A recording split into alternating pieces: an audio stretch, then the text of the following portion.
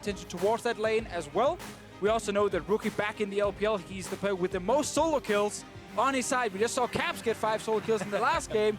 Rookie, if he can do the same here, he will shut down Candy, and that should also stop the bot lane from doing anything. Okay, so here we are into this one. LPL and expectations. Sometimes there have been some falters from their top teams here. IG1 with high hopes here as the first bans come through. Gragas, Alistar, a lot of engaged tools being removed for GRX, maybe dropping some of that volatility. No Xayah allowed for JackeyLove. I still have a soft spot for Lucian here. I want to see if that does come through. I think he's very strong. And again, JackeyLove's most played, going to be one to watch for sure. Yeah, it's definitely a champion that I don't think you need to early pick, though, especially with the current way that the teams are approaching pick ban phase. You know, Urgot and Aatrox is, of course, the hot topic. One of them already being banned out here does pose that question. Are you willing to first pick it for that trade?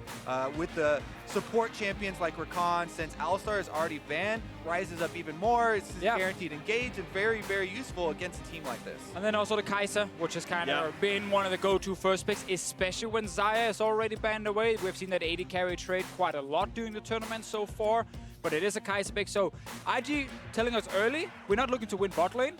Straight away, we want scaling. But GRX on the other side. Playing into it, which is really good. I think it's like the right choice for GRX to try to win this game. Yeah, I think this opening, first 2 picks here actually for GRX look very good to me. The Varus into Kaisa, he should give Stitch a lot of power in controlling the way that this lane goes.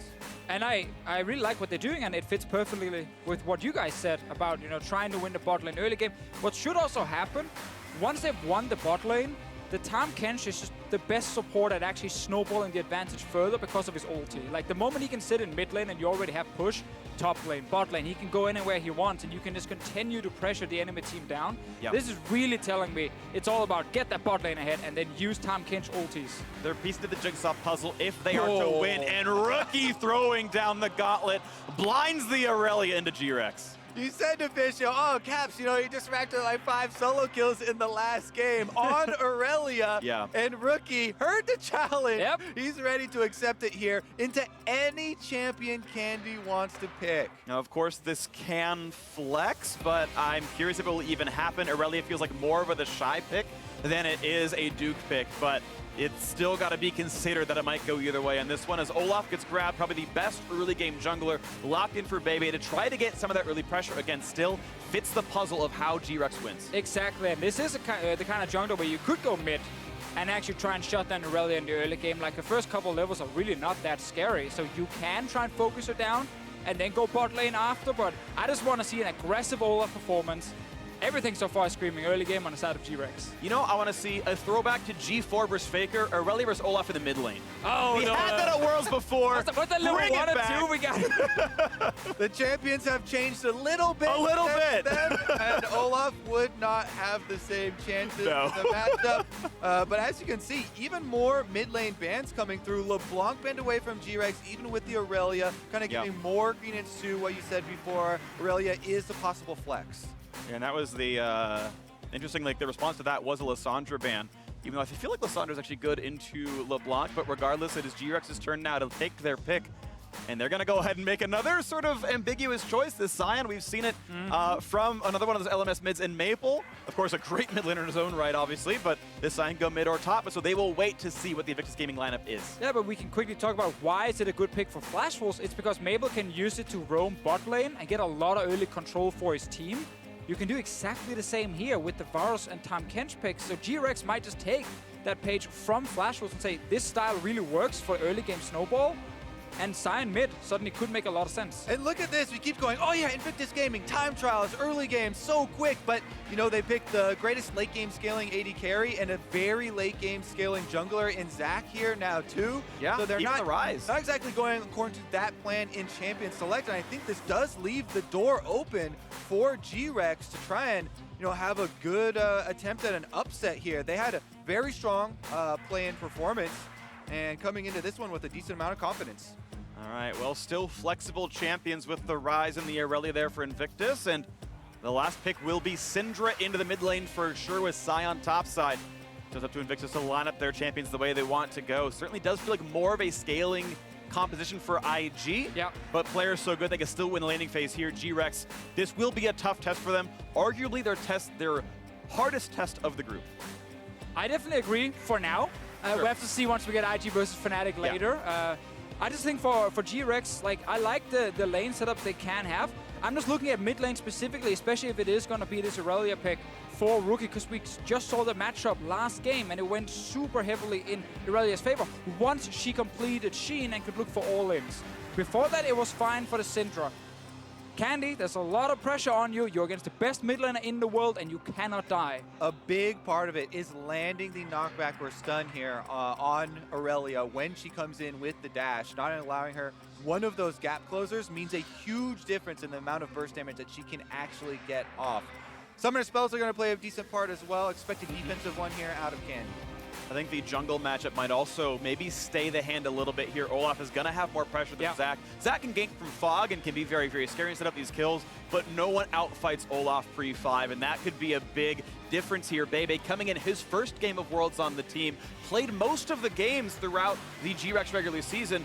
Empty played the regional qualifiers, or most of them. He played the play-ins, now switching back. They're hoping he could be the factor that helps them get the upset of IG. And that was kind of the big surprise, but again, the team considers this guy a fantastic jungler. Mechanically, he can be aggressive in the early game, and he needs to be it. So here we go. The first game of the World Championship for IG, and the first of the main stage here for GRX. Onto the Rift we go. And it is time to see who can do it better this time. Fnatic had a smashing of a game earlier in Group D. They made a statement with how quickly they could make work of their opponents. IG opened a battle for that top spot here, and they are one of the favorites to do so. They're going to be up against GRX to see if they can do so, or if GRX can turn things around. We've had so many upsets so quickly into Worlds. And coming out of this Champion Select, I'm very curious as to the level ones, because especially in a Zac Olaf matchup, getting any sort of invade down here to get the information can really allow the team with the Olaf to have a high pressure early game. You can really eliminate a lot of the possibilities that Zac wants to go for.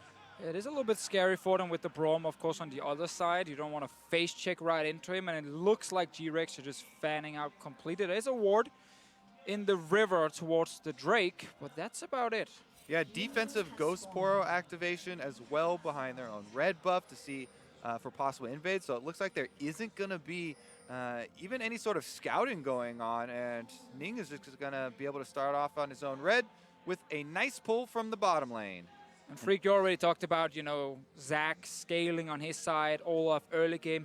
If we get past the early game with the Zac here, I love him against picks like Tahm Kench, because when you jump in and Tahm Kench tries to save this guy next to him, you can literally just pull the Tahm Kench with you and into your own team. And it gets really hard then to play this defensive support against a Zac. The GRX get Fog of War on their favor. Neither side of the team leash. So Bebe is going to have a completely blind jungle start. Early jungle pressure, or I should say laning pressure here for GRX. They are at the lane first. They should have the pressure, and they should be able to keep JackeyLove and Baolan under turret if they play this right. Looks like JackeyLove and Baolan actually taking back control a little bit of pushing out the minion wave here and trying to get Stitch and Koala a little bit back. This might open up some territory for Zac to work with. He's gotten red buff into Krugs immediately. Krugs are so nice in the current state of the game for Zac to pick up, since he's AoE magic damage and Krugs are, you know, the most loaded golden experience camp. I've never heard you this excited.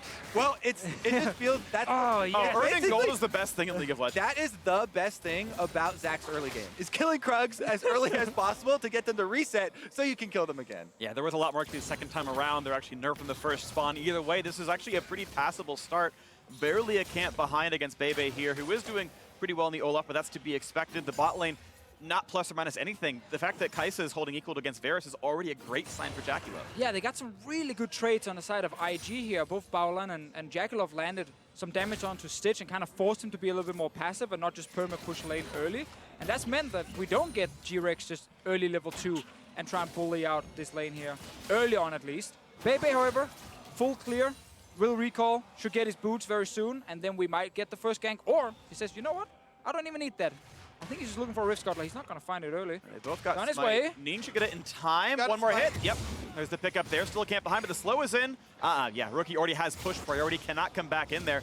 PK shoving in Duke, which is kind of nice, but other than that one camp lead that Olaf got, this is not much of an early game for GRX. Olaf actually got some more information in seeing Zac on that Scuttle Crab too, and the only thing stopping him right now from going in for the blue was Rookie on the Irelia. Because he saw Zac didn't have it yet, he knows it's still up, and this is exactly what you need to do. Pressure this Zac early on while he's low level, but you can see Rookie protecting his jungler and trying to force him back.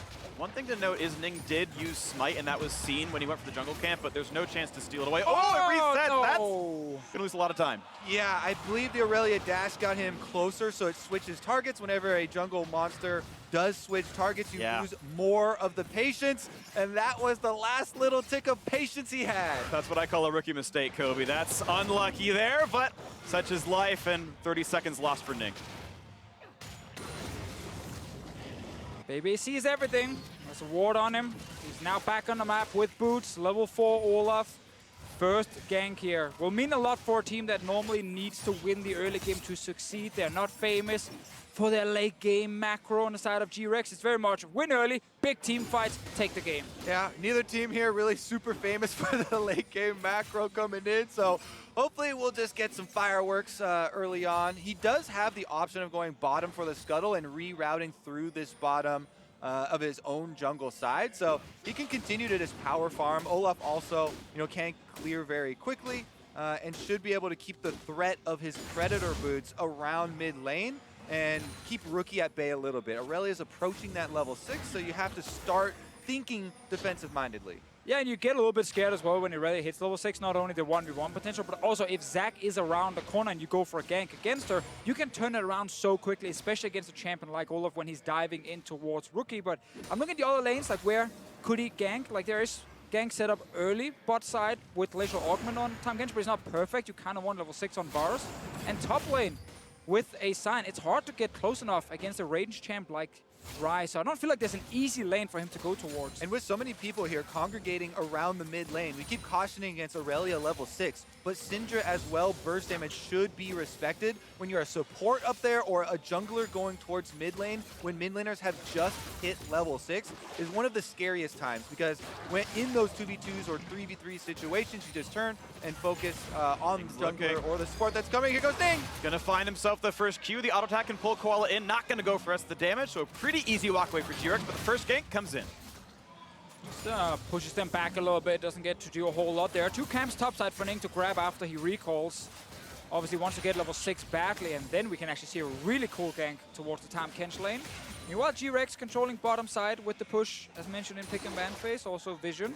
But we're still not sitting with a first blood, and if I pick Kaisa and I'm against Varus, Tahm Kench, and I'm even in farm at 6 minutes, I'm pretty happy. I'm also looking at an Infernal Drake on the map right now with Olaf in a pushing bottom lane. That's definitely a possibility, even if they don't go for kills here. Getting very has to flash to get away. That was a close one down there. Nice turnaround, GRX. Play that 2v2 well. And actually, there was a flash and heal traded for both sides. Bebe's coming in over a ward. Baolan has flash, he has ignite to push people away. Okay, yeah, JackeyLove walked far enough out, not gonna die to this one, but it's a bit of alone time and a wave or two lost out to JackeyLove, and finally a lead on the map for GRX. And I actually maybe would have made the call earlier to go straight for the Infernal. He's taking away the red buff right now, though, Bebe, as you can see on the mini-map, and they're just pushing some damage onto the bottom turret. I think it's always the argument between getting a bit of damage on turret and then recall for a nice reset if you're Stitch with about 1,300 gold, or go for early Drake, so JackeyLove and Baolan can return to lane, and you then have to recall after killing the Drake. So I think at this point the call is, what's best for our lane? That's not killing Infernal early, that's just recall, get my Cutlass, level 6, go for a play. Let me tell you something about Olaf. He doesn't need any help on Dragon early on either. Yep. They could, with the vision that they have, maybe allocate that, but... Could he kill it in time before Baolan would show up? I guess that's probably the one they said no. That is the question they decided to answer. Take it a safe route here. They still have so much defense set up through here as far as the deep wards in that red buff jungle for the bottom side. Meanwhile, top red side, going for the invade, level 6 Zac. Exactly, level lead and rookie coming in, even to add some ward coverage as well. This will be a red buff steal, kind of answering him back what happened to him from Bebe a little while ago. Doesn't even need the smite, he's completely safe. and that is Cam's traded, but still that level lead finally. Level 6 grabbed for this Olaf. Yeah, I mean, this is an Olaf who's not ahead against the Zac whatsoever, so the Zac pick is really working out for IG. Like, he's now gonna hit a point where his ganks can be super effective. Bebe's not been finding any early success. Of course, Candy has to hold his E at all times and get the reflex to knock him back through the elastic slingshot. Otherwise, that gank's going to be really successful. Candy also would need to be very liberal with his flash and flash at the first CC that is about to land on him. Meanwhile, top side. For 2v1, Predator Pop not going to find that first slow. The E comes across. Do get a flash out from Duke. That is something. And TP down makes no easy return to the lane. Flash for the gank is not that much. Yeah, I mean, it's more than I thought they were going to get, though. I think that's a pretty good time investment. He just slipped into the bush, and now he can go bottom side here. And again, try and sit 9 minutes into the game. Infernal Drake's on the board. We definitely expect there to be some more fireworks, especially considering they traded flash and heals just a couple minutes ago. Oh, Ning is bot lane right now, looking to pressure. We actually have Rookie on the way, but we do see Bebe on the bottom side. Yep. Candy's moving from mid as well. Here we go. Here comes the dive in towards the backside. Neither top lane can TP. Ult comes in. They're going to find the top catch. Isolated alone. That's going to be a kill almost for sure. Koala falls. First blood over to Baolan. Now the dive in towards the turret. Stitch is low. The dive in. JackeyLove. It's Rookie getting the kill across, but stunned up, and that will be a trade kill. 2 for 1 Invictus. Oh my goodness. A lot went awry in that dive. Stitch shot his arrow off the side of the screen. Scared of so many people, I guess, but in the end, JackeyLove goes for the dive anyway, so they do get 1 kill back for themselves. It's going to be a hard reset here for Candy as the wave does get pushed by Rookie, though. Deficio, walk us through the quirks. Well, we get their Zac versus Tom Kent's interaction here where he managed to pull him back in time before he can do anything. Stitch, yeah, he's a bit drunk right there, can't hit anything, but the team, they actually can't even take the fight after they lose Tom Kent early. I think the best thing for them is the fact they do get the 1 kill at the end, but Candy couldn't follow. Great engage from Ning on the Zac, who's not been punished early, and IG, they get the first kills here. Definitely a hectic little skirmish right there from both sides. In the end, though, GRX, after the reset, do get to claim the Infernal Drake plus Scuttle Crab for bottom side, so that alleviates a decent amount of those losses. IG still pretty happy with the state of the game as far as them pushing it ahead, though, with so many scaling options available. Exactly. I think a small win for them is the fact that JackeyLove, who lost that flash earlier, didn't get ganked without flash, where there's a Varus ulti to set it up with an Olaf showing up. No, because we had the fight that was actually initiated by IG. This flash is soon ready. He's still trading evenly in farm with the Varus. This is a big, big win, actually, for JackeyLove. Yeah, something really worth pointing out here is even though the gold is pretty close, the Infernal Drake makes up for a lot of it. IG is not supposed to win the early game based on champion select. The game is going better than expectation based on draft, and even though they're not going for a speedrun kind of game or a speedrun kind of comp, they are well in control here, IG, looking at that 1-0 start to the group stage. I think it's a successful Worlds for them. We take stock of the mid lane. It's still plus farm for Rookie as well. And he's been roaming out of his lane a lot to help make sure Ning's jungle feels safe. We can get some buff steals, prevent some of the invades from Bebe as well. So a lot of what Rookie's been doing is not showing in the scoreboard, but is showing in Ning's scoreboard. Very, very true. And he also shows here why it's so annoying to play skillshot champions against things like Irelia when there are minions in the lane and she can just dash in and out of everything. Candy didn't get a single one onto Rookie. Or I think maybe 1 hit, but it got blocked. Plus, it's about time where Zac can start to pay you back for helping him through the early game. Yeah, he got a nice pull. Yeah, you protected him on the possible jungle invade. Zac, with some levels in the elastic slingshot, is one of the premier junglers for ganking mid lane. Even if you have wards around, he can still find angles. Oh, and there's an angle right onto Bebe's face. He's going to try to run back for this one. Slowed down a little bit, Rookie. Not going to be in stun range, and out goes Bebe. Still trying to look for something here, Bebe, whenever he invades. Pick up that 1 kill bot lane. Rookie jumps forward. Flash is available, and he is pretty fast already. Upgraded boots and everything. So hard for Candy to really get something in this lane here. I'm still looking towards bottom side, but they're just not able to get any ganks or any CC to actually lock down JackeyLove. Yeah, and now Ning is on his way. And let's see if they go for yet another one. In fact, as the wave gets cleared, GRX just walks right back. Should be very close to Ruin King money if they do indeed recall here. That might be the power spike Stitch goes for, and it's just safe farm, which is still Happy for Zac, can wait to find the next gank, and they can wait for IG to scale. Yeah, the strategy here for Zac at this stage of the game should be to have as many of these very shallow defensive control wards as possible, because that opens up the threat of, you know, going from the tri-bush into bottom lane or going here towards the mid lane. That's why Bebe keeps invading to try and take these things down. You got it. Full control in that little area. Sadly, 3 of them will not actually spot the Zac, but at least the one over the wall down here. Ning goes to the other side. If he goes in for one gank, he probably just forced the flash. Oh, this might be a flash. And then you can return gank after. Okay, Candy's far enough away, and there is the E he's holding the whole time. Ning cannot get on top of him. Candy staying safe. Close-ish in farm, but still down about 3 waves compared to Rookie's farm. That's actually pretty solid as the mid lane's growing a lead. The gold actually now up to 1,300 advantage. That's been getting better and better in the laning phase. Duke's up 10 in the top lane. We've got pretty much a trade of equality down here in the bot side, but again, Kaisa not supposed to win this lane, but is. Yep, now we've got Blade of the Rune King versus the Stormrazor. First item depletions. Top side, we're seeing a little bit of this trading. We haven't, you know, really checked in with Duke or PK since the, you know, gank and flash blown. But nothing went on, so timers have come back up, and they have everything available. Looks like right now a little bit of river play from Bebe might make his way back up there, but it's been so long that won't get anything out of his previous work. Ooh, he might have snuck his way in there. Put down a control ward as well to make sure he's not spotted. Ning, he's sitting here. And actually, as you can see on the mini-map, it looks like Bebe did get into the Rift Herald. Ooh, good flash in time by Stitch. The flash for the ult, and it gets grabbed in time by Koala. But 2 flashes down to the bot lane is still a great gank. And because of that gank, they are going to be able to finish up that Rift Herald. He slipped into the pit while that was taking place, and that is going to be enough to finish it off. This could be pretty big as far as the first turret bonus gold, if they're able to effectively use this.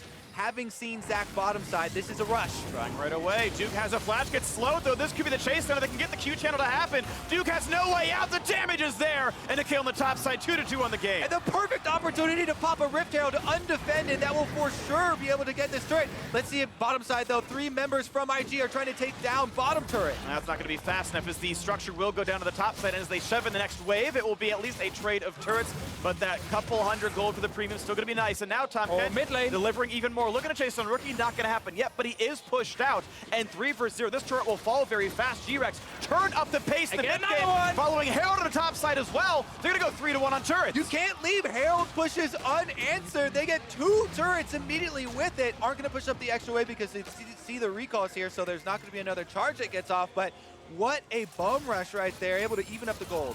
I mean, we had a pretty slow early game, and we were talking about how GRX need to win, they need to get further ahead, Bebe needs to find some ganks. Nothing really happened until this very moment. They survived bot lane, he gets Rift Held, Duke just instantly gets destroyed top, and as a Ryze, the moment you're caught out in the lane, you're never getting away. 2 turrets, big deal for GRX. And you gotta say, you know, the choice to go with Duke here over the Shy, in this situation, his jungler just showed bottom. They're pushing hard on the bottom turret. He knows he's the weak side, doesn't play accordingly. Going down that quickly opens up this possibility of an unanswered Rift Herald push, allows GRX, you know, to get some footing in the game. Okay, we take stock once again. Mid-outer did not fall, that wasn't taken out, so it is just a 2-1 in turrets. But now, as the map opens up a bit, we get different lane assignments. Rookie splitting in the bottom lane, no TP on him, but of course a great 1v1 champion on the Irelia.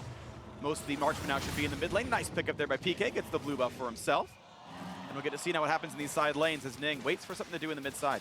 Yeah, the lane assignments will be a little bit rough for GRX because someone needs to go down and deal with Rookie, and it is Candy at the moment, but as a Syndra sitting in a side lane, especially without a turret behind you, it's so risky. Like long lanes, Irelia will run you down, Zac can show up and take you down very easily. So he's kind of the one person to just push and then leave. Go to mid lane, play the standard, you know, 1 guy split pushing, that's your Sion, he's your TP user, and then 4 players staying together, looking for fights, ideally actually around things like Drake, but they are giving this one up. Yeah, teleports are available for the top laners, but they're just going to continue to split push, try and set this one up. They're actually calling over Duke right now, maybe grouping up to try and push down some damage onto mid. I think that Candy overall, as you guys brought up the topic, has played very well on this Syndra, avoiding a lot of the possibilities of those all-in up until this point. Yeah. But as you said, as the towers start to fall, there becomes even less and less security for him in safe spots. He's just played with respect. He's against Irelia plus Zac. If you overextend and lose your flash, you're probably going to get ganked and you're going to die. And that would be a big issue for him. So it's been hard for him to be a huge carry in the early game. Now I'm just waiting for team fights. And that's actually why I'm a little bit surprised GRX ended up not having any setup for the Drake. Because I feel like they're not going to be able to match split push whatsoever. They lose 1v1 top lane. They definitely lose 1v1 mid lane. They need to be able to get a team fight, otherwise they're not getting anything. Yeah, I think their only wild card is the Tahm Kench ultimate, which is so good when you're trying to deal with a split push if that does, you know, come about. But again, you mentioned like how far Zac can engage from. It can still go wrong even with the Abyssal Voyage online. Waiting to see where the moves go. Still an 800 gold lead for Invictus, but arguably the inferior elemental Drake, as GRX does get those bonus stats, and a lot of their champions can actually make use of this, even Sion. Pretty happy to have a bunch of bonus AD for the Q damage, pretty big ratio on that one. They're going to push in the mid lane once again as they wait to see if there's going to be any engagement. They're going to get shots in this turret. Bebe's looking for a little bit of a dive here. Not going to be the case. Ning goes in. Lands the Q, goes for the double pullback, gonna get them under the turret. Braum comes across as well, but will they burn them down? It's gonna be the trade of the bloblets. The turret will almost fall, but not quite do so, as the top laner will be able to stay alive. The jungler as well. Ning is up there. Rookie's forward. JackeyLove might try, but no, a quick disengage. GRX gets out. Ning was about 5 seconds too early for the rest of his team. None of the damage was there. They didn't have anything to follow up on that Zac engage, so he gives away his passive, but on the counter push, they're getting some damage on the turret. Half HP on this. Braum is actually almost in Syndra ult range. That was getting a bit testy there, down to 800 HP. It will be no kills overall, but mid lane is a hair's breadth away from dropping, and that's going to get the game a little bit closer again. GRX still fighting IG closely as the ticking and the scaling goes on, though. And that's what we talked about. Group mid lane, force something mid lane, make sure Rookie needs to leave the bot lane and run to join this fight. That's how you can win the game with your GRX. Sadly, they didn't get the kill, and I think Zac is probably the best jungler in the game at actually defending your mid turret, because he can just sit in these little camps and brushes around the turret and jump in and stop you from killing it. It did come at a cost. The passive on Zac so valuable for these mid-game team fights. The turret does still stand though. It's gonna die very soon. Technically a successful defense, as the gold hasn't been given over, but that thing is gonna be pretty easy to knock down on a second pass. And I want to see what the side lane assignments become, because look at the itemization on PK and Candy. Candy got a bunch of armor to deal with Rookie. He bought the arm guard, and PK, his first three purchases was the Merc Treads plus the Abyssal Mask. But now actually, the mid lane fight, a flash out from Stitch. Could be more of a dive. Rookie does not land the stun though. Will turn back and knock down the turret. But a TP coming in for the re-engage. PK can start charging down this lane, and the ult is popped. So GRX is going for this fight. Can they find the targets? Ning does not get stunned, and he gets over the wall. But they found a stun towards Braum. Flashing away now is Baolan, but the slow is in. He's got no more ways out, and the kill comes through. Turret will fall, traded back. Varus ultimate's up too! And they almost get duped, but they don't get it quite. The ult comes across. Ryze stays alive. Into the back line goes Ning. He catapults in 3 of them, and it's going to be a slaughter now in this one. But no, the quick kill to JackeyLove. 3 staying alive on both sides. Now as the disengage comes through, no one yet down. Does Rookie get back in though? Ning's going to find the stun. Rookie will get his Eon. Nice double knockup's going to happen. PK running backwards down to 1/3 HP. And over the disengage, 2 kills for 2, and both outer turrets gone. Man, Ning in that team fight. It actually looked really bad for IG, but he snuck away to the side, gets the perfect jump. 4-man ulti back into a turret, and then Rookie can jump in and get a bunch of kills. What a close fight. Also, the Varus ultimate had just come back up, but Duke flashes away just barely in time, does not get rooted, does not go down, and allows IG the extra damage to fight them back off. Second fight in a row around mid lane with 5 members. IG are not playing the split push game. They are just going for this turret, and then they're ready to fight against GRX. But now we get the turnaround. They realize they've dropped fairly low after killing the first objective, and with the Sion ult, sure, it only hits Baolan, but it puts the Sion in the front line, and that's exactly what you want. Yeah, and they're able to get the flash tongue last year to secure the kill onto Braum. Looking now for the dive, but Ning in the top of your screen goes for the big engage on the back line, and that's how they annihilate Varus. With Stitch going down, they lost so much damage. We've actually had 2 fights in a row now where there's no wards on the side. Actually, we're fighting again. And it's Stitch being caught up, but grabbed, and Koala just barely brings him to safety. Couldn't quite find that Tahm Kench was Ning. But try and look at the minimap right now. There's no wards from GRX on the sides here in the mid lane to actually spot Ning. That's why he keeps us sneaking to the sides and find really good engages. It was all IG. Now we get one ward being placed over. No deep vision yet, however, so Ning will constantly be a threat. And this looks like the kind of game that will just continue being a 5 versus 5 around this lane. Plus, Ning's got some very easy targets here. Syndra and Varus are the juiciest of carries to go for in the backline. The only thing he has to keep in mind is the placement of the Tahm Kench and where Koala is with his Devour cooldown. Wards go down. Invictus have shoved through the bot lane from Duke's Ryze as well. And you feel like Baron's going to be on the table pretty soon for this one. It spawned 3.5 minutes ago. Ocean Drake might just be a formality for ID. The last one wasn't contested either by GRX, and as long as the wards stay up, there's no difficulty here. IG already have vision of that Baron pit. There's no trades happening across the map, so the quick pickup there, out of combat region from the Ocean. And GRX best they can do is maybe sweep for wards, but there we go. Sweeper popped up. They can get rid of some of this vision. Yeah, get some of the vision. Maybe place your own deep wards to spot Ning for the next fight. But this game has actually turned out to be a lot closer than a lot of people would expect coming into it. You have IG, one of the best teams from China, against GRX, the 3rd seed out of LMS. Sure, scaling is on IG's side, especially with JackeyLove and Zac, but the current state of the game, it can go either way for sure.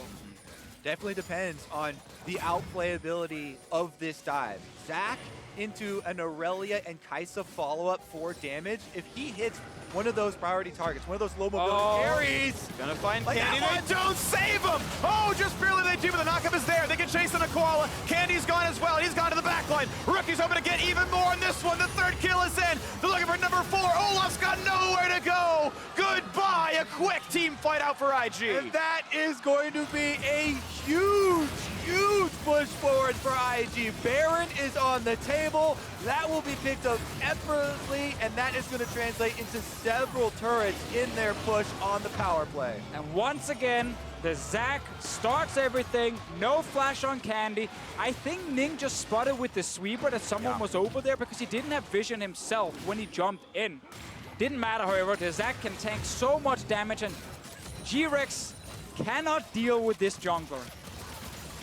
This is IG with some scaling on their side, and they are going to make the end of this one look pretty good. Ning, as you said, off the sweeper. There he goes. Spots him with the impromptu Rek'Sai sort of vision. Even though Tahm Kench is close enough to devour, he only had 50 HP when he went in. 0 when he came out, and that was some very quick kills. And we just said before this fight, current state of the game can go either way. Well, IG didn't find the perfect opportunity. Give me an update. I would say now it's pretty heavily in IG's favor. 1, the scaling, 2, the Baron, 3, the 1 fight. GRX, that last fight, out bad. That sunk a lot of their options, so now it's time for a stalwart defense, and it's gonna be difficult. Sieging actually not too bad for IG. They've got a couple of range champions. They can still threaten that dive from Ning. And with their tanks and their gold, this is totally doable. 2 really durable frontliners. A Gia and Rookie makes a 3rd. And there's the first turret of the Baron siege. They've got more to do, though. They've still got 2 minutes to play with on this Baron power play. All right, 1 turret down. Top lane looks really juicy. A lot of pretty easy gold for them to go with. Rack up a couple of these turrets while they still keep pressure at mid lane. They're also dropping these control wards throughout the jungle to try and close the trap here. Rookie does not have, teleport or anything on their Irelia, so they're not really threatening the 5-on-5, but you can tell they're keeping GRX pinned down so they can't transition over. On to turret number 3 as they start getting shots in from Rookie, and only just now is GRX here to defend. Turret's gonna lose the first quarter of its health bar, and here comes the attempted dive. Ning wants in already, flash. Ult's gonna find 2 right back into the team. How many kills they gonna pick up? Will this be it? Koala's already gone. A big front line is there. 2 kills in for JackeyLove. Looking for the 3rd as PK holds the front line. The back line's already dropping as well as Rookie gets it. That's 4 already, and it's just the Olaf who is exactly the opposite of unstoppable. There is nothing left for GRX to do. They're back in the mid lane already. Rookie on the tower dive. 2 turrets may not be enough to stop him. We've seen this one as the GA comes down, but Bebe not gonna get this after the revive. Unless the turrets help a lot, it's not going to matter. Though we watch in the back line, but of course the inhibs are already dying. IG into the base, ready to clean it up to grab their first win of Worlds 2018. One of the favorites of the groups, one of the big teams to look for at Worlds 2018. It will be a 28-minute win against GRX from the LMS. IG 1-0 to start Worlds.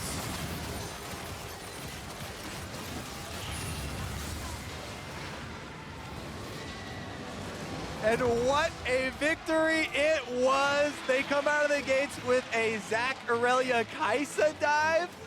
Couple minutes to get, an item or two before they pull it off. But, hats off to Ning here on the Zac. Yes. Starting it off for them over and over again. Uses the sweeper to find the last most important pick to be able to pick off a Syndra. And that is all that they needed to grab the Baron and finish this game. At 25 minutes, the goal was basically dead even.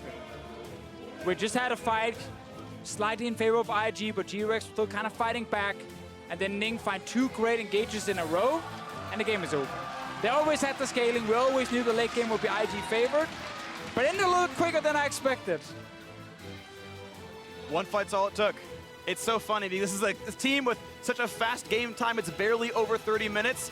And for how long it took for that one to get there, it was still sub 28 when the Nexus fell. They still found themselves a very fast win. It didn't feel like it for the first 3 quarters of that one, but as soon as they got one good team fight, 4-for-0 into Baron, into the game ended in the first half of the Baron buff. Yeah, you're going to have to punish them a lot more early if they're going to do something like that. Zac was ahead in levels against the Olaf in the early game. Yep, Ning, first all-team jungler in the LPL for a reason. Great play to the whole squad, and now we are ready to toss it over to our analysts for more on IG's win. Thank you very much, Phreak. Big win for IG, although it took a little while for the game to really speed up. But I was excited for this one because of all the talk around IG and how explosive of a team they could be, about how dominant they could be through the early game. And I thought it would be a very interesting test for GRX, first out on the World's group stage here, to go up against a team of this caliber. Irelia, Syndra. We saw that matchup play out just last game. It did not go well for Syndra, and GRX opts back into it. Yeah, Candy played the matchup really well. He was very cognizant about where the wave was going to get frozen on him to extend himself for a solo kill. He made sure that when the wave was in an uncomfortable spot that he would call his jungler, he'd call his support, multiple people to gank the lane and try to reset it for him. So I think it was a really good read. A lot of respect, though, to see one guy get solo killed 5 times, be like, that matchup, I'm going to take that matchup again. Yeah. And I do think IG played a little bit of a switcheroo on us based on expectations, though, because they picked the late-game jungler and the late-game scaling AD carry, but then they were still trying to make some aggressive plays as soon as they got their ultimates. It's still pretty bold to pick Zac into Olaf. Now, the Zac performance and Ning was fantastic in this game, subverted a matchup that's usually, let's dunk on the Zac, who's really pretty defenseless if you invade him, because he uses his wave clear ability, or his jungle clearing ability, to just get into the fight to clear his monsters, and then he can't even jump out most of the time. In this game, though, IG's lanes were still played in typical IG style, and by the end, as Deficio noted, he was up in levels. And there are 2 different forms of Invictus Gaming, which seem to parallel between the 2 different top laners that they have, Duke and the Shy. Now, while I agree with the casters that both Duke and the Shy have diversified their roles, they can both play tank and carry, but it's the idea of playing team fights, a slower pace game when Duke is in, versus playing the early lane kingdom, very hyper-aggressive, very bloody game when the Shy is in. My impression is it's kind of like what we used to hear about Gen.G, then Samsung Galaxy, with Haru and Ambition, where Ambition was this extra kind of dominant voice in the comms and would always kind of second guess some of the more aggressive moves, and it overall made the team a bit more square up. It seems when Duke is there, they make some more calculated moves, they're more cognizant of what's happening around the map rather than, I have advantage in my lane, you can gank it now or you can't. I mean, Invictus Gaming said during the regular split that they were going to try to diversify their style, look for more team fighting, and play more so around JackeyLove. He was kind of the cherry on top. He did have a better summer split than a spring split in terms of performance. Not really a lot to write home on that game in particular, but it was a priority pick of the Kaisa. They did have kind of a more traditional grouping up, waiting for scaling, and then going forward, even though it was more so about the Zac and the Irelia. Yeah, and I do wonder if we're going to see more Duke or more the Shy in the group stage, because I think they are a more dangerous team with the Shy in the top lane, because even if they're trying to diversify their play style with Duke, be a little bit more reserved, maybe play a little bit more what is acceptably prime League of Legends, like perfect League of Legends, I just don't think that's how they win Worlds, right? If they're going to win Worlds, it's going to be because they have the 2 most dominant top laner and mid laner, and they try and run over people. I think that's their best chance. I have a real fun thing to think about because, the Fnatic matchup is obviously the real hype one in this group. It's almost one of those double blind situations where if you think the Shy is playing, do you run Bwipo, because he is this more kind of micro-intensive player, maybe can stand up to the Shy in trades, but both sides kind of have both sides of the coin, and that makes it so fascinating. There was an interesting moment where we saw for Invictus Gaming a little bit of a falter. There was a kill in the top lane. Rift Herald to spawn, 2 turrets get taken. They seemed a little lost in that moment around how to play, you know, in the macro game without having kind of the pressure. Wait, a little lost? No, a lot Very of lost. And the thing is Invictus Gaming have a trend of that. That's not like a one-off thing of, you know, stage nerves or whatever on their first big world stage with such a young and different roster. They did exactly that same thing in the finals across from RNG. RNG lane swapped on them, and Invictus Gaming absolutely lost their minds, had no idea what to do with it. So from a macro standpoint, IG have always been a very weak team. They can be exploited, and GRX showed that today. That said, you can falter a couple times if you got an Irelia in the mid lane absolutely popping off. Our MasterCard player of the game will go to Rookie on that Irelia. Just absolutely styling on people through the mid game and late. Yeah, and if we could give this to 2 people this game, we would, because I thought Ning was right there with him on the Zac, but 100% kill participation. The fact that we say they faltered, Rookie didn't falter, right? Ning didn't falter, and Rookie made the huge plays as they were starting the team fight. I think it's very easy to compare the two, because it was the same matchup, obviously, between Caps and then also into Rookie here. And you could say, okay, but Caps was manufacturing his own leads. He was getting further ahead in lane compared to Rookie, who did scale up. It was a lot more even in the laning phase. I think the jungle matchup was pretty relevant here for that. When you're in Irelia with a strong ganking jungler or a strong clearing jungler, then you're more likely to take aggressive trades knowing someone's got your back. When you have the Zac and you're really reevaluating where your map position is, your 2v2, we always talk about the mid jungle, you do have that extra thought to just hang back and be less aggressive. So by the time we got to the team fights, when the execution mattered, Rookie was still great. We get to see these players play tomorrow, and while it won't be the Irelia on both sides, it's still very fun to think about. Very much so. I do want to get some preliminary thoughts on GRX just as a squad. Of course, they brought in Bebe here, subbing in for Empty, who we had seen throughout the play-ins. But, you know, GRX up here on the world stage, up against a very tough team in Invictus Gaming in a group where, hey, 100 Thieves looks vulnerable.